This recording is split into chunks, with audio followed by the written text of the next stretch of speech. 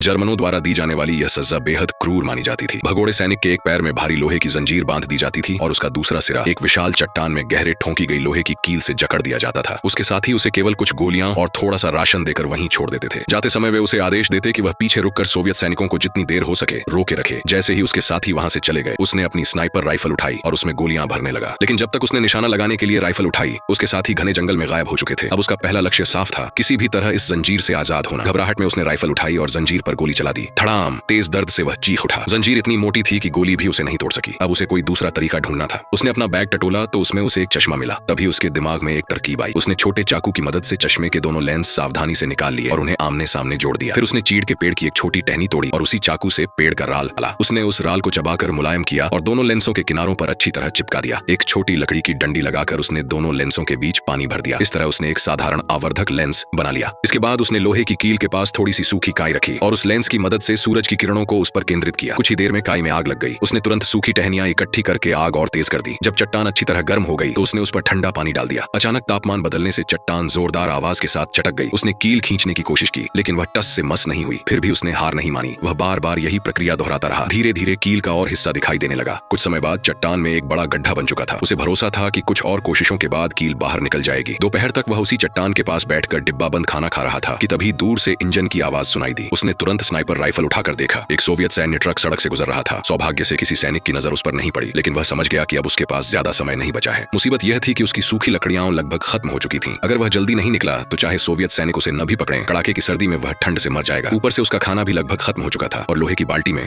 बस एक कप पानी बचा था। यही उसका आखिरी मौका था। उसने बचा हुआ सारा पानी चट्टान पर उड़ेल दिया और तुरंत अपने औजारों से दरार को उखाड़ने लगा, लेकिन कील फिर भी नहीं हिली। आखिरकार उसने अपनी सारी गोलियां निकाली, उनका बारूद एक धातु के डिब्बे में इकट्ठा किया और उसे चट्टान के बने गड्ढे में भर दिया। ऊपर से एक पत्थर रखकर उसने जलती हुई काई अंदर डाल दी और खुद एक बड़ी चट्टान के पीछे छिप गया। धड़ाम! जबरदस्त धमाके के साथ सफेद धुआं चारों तरफ फैल गया। वह दौड़कर कील के पास पहुंचा, लेकिन वह अब भी अपनी जगह जमी हुई थी। गुस्से में उसने उसे 2 बार जोर से लात मारी, फिर भी कुछ नहीं हुआ। तब उसने अपनी बंदूक की पट्टी एक दूर पड़े पत्थर में फंसाई, दोनों हाथों से भारी पत्थर उठाया और पूरी ताकत से कील पर मारना शुरू कर दिया। दिन से लेकर रात तक वह लगातार उसी कील पर वार करता रहा। उसके हाथों में बड़े बड़े छाले पड़ गए थे। आखिरकार उसने आखिरी बार पूरी ताकत लगाई। इस बार कील हल्की सी हिल गई। उसने पूरी जान लगाकर उसे खींचा और आखिर वह चट्टान से बाहर निकल आई। वह आखिरकार आजाद हो चुका था।